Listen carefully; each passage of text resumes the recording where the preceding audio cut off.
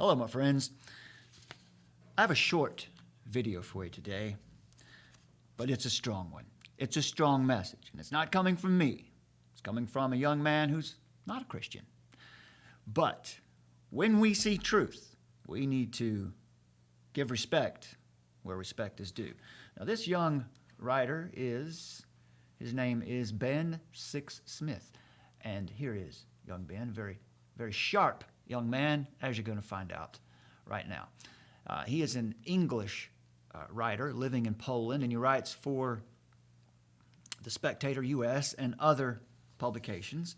And the title of this article from December 6th of this year is The Sad Irony of Celebrity Pastors. Now, the context of this article has to do with Hillsong, New York City's Pastor Carl Lentz and his recent scandal and struggles, and we're not going to talk about that. What we're focused on is this idea of the church conforming to the world. The church is under pressure today to conform to the world.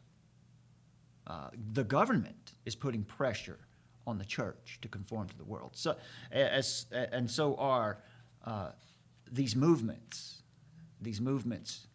for social justice, the so-called social justice.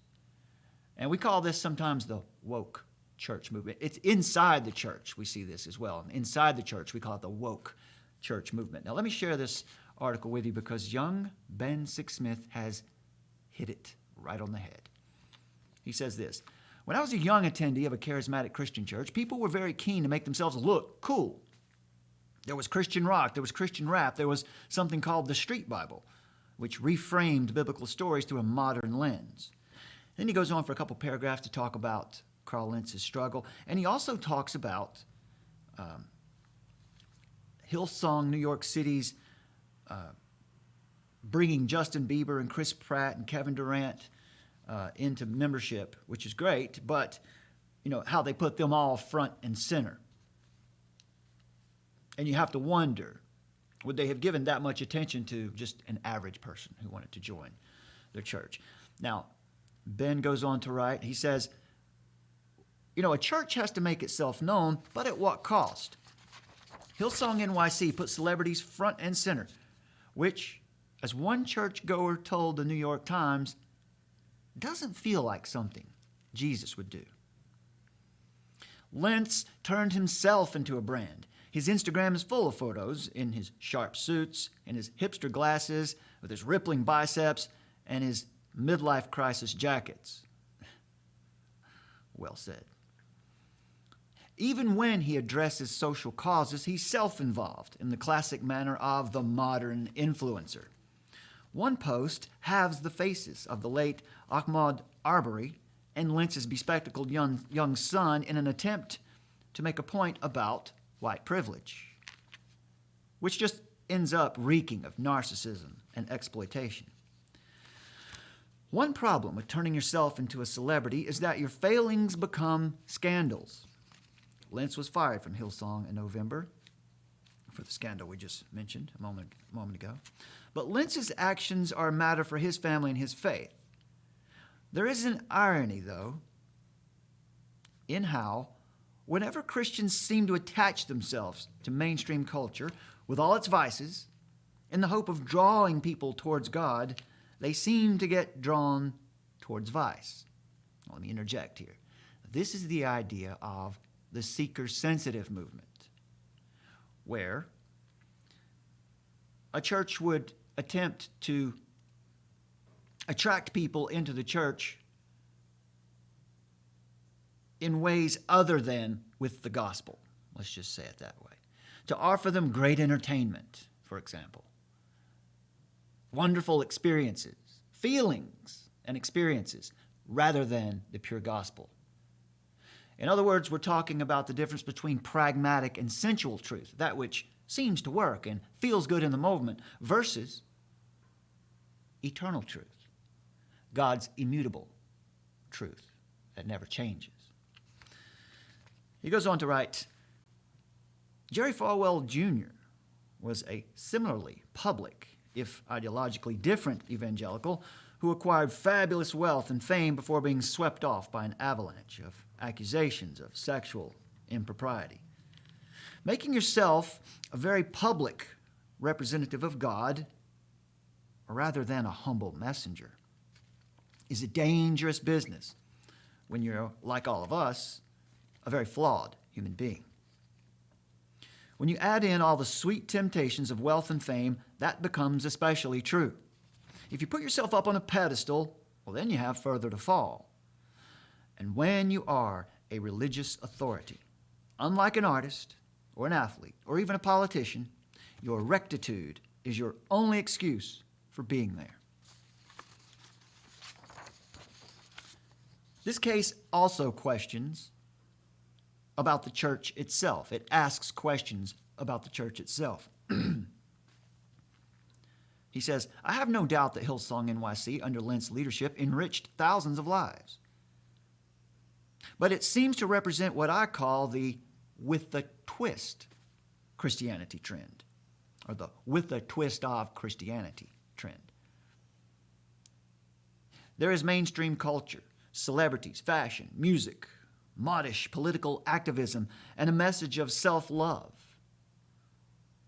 But these are just secular values with a twist of Christianity. Most people just stick with mainstream culture because they can have all those things and premarital sex there. But we can see this with a twist of Christianity trend elsewhere. Jerry Falwell Jr. was a representative of the right-wing, business-oriented evangelicals who offer capitalist self-enrichment with a twist of Christianity. Then there are progressive Christians, of whom Nadia Bolz-Weber is an extreme example, who promote the usual left-wing causes with a twist of Christianity. Once again, folks, the woke church. While different in beliefs, such people share patterns of thought. The former believe secular individualists mysteriously share God's wishes for what should be done with money, while the latter think that secular progressives mysteriously share God's wishes for what should be done with bodies. So, if Christianity is such an inessential add-on, why bother becoming a Christian? Now, here's the last paragraph of the article, and this is where he hits it right on the head. He writes, I'm not religious, so it's not my place to dictate to Christians what they should and should not believe.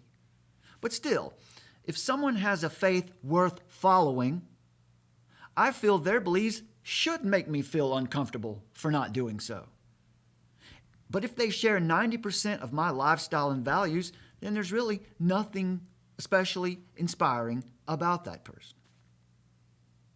Instead of making me want to become more like them, it looks very much like as if they want to become more like me. That sadly appears to have been true of Lentz and his celebrity acquaintances.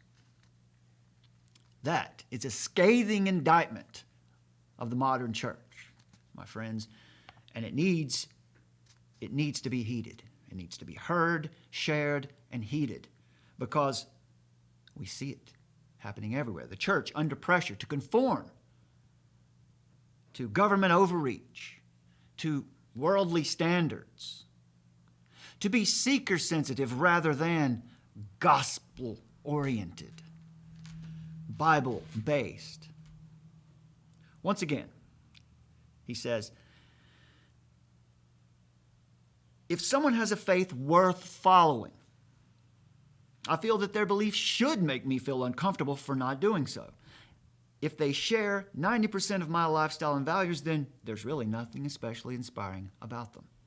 Instead of making me want to become more like them, it just looks very much like they want to become more like me. That, my friends, is an example of what we call eternal truth. Pragmatic and sensual truth is that which feels good. It works and it feels right. Eternal truth, that is God's immutable truth. It never changes. It's the same yesterday, today, and tomorrow. God bless you, my friends. We'll see you here again next time.